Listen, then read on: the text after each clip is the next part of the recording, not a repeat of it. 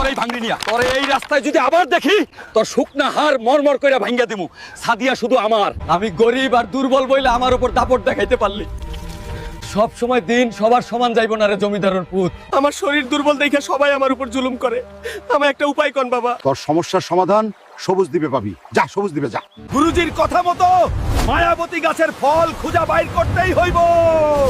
সাদিয়া, তোর লাগে আমি যমদূতের দরজায় চলে আইছি।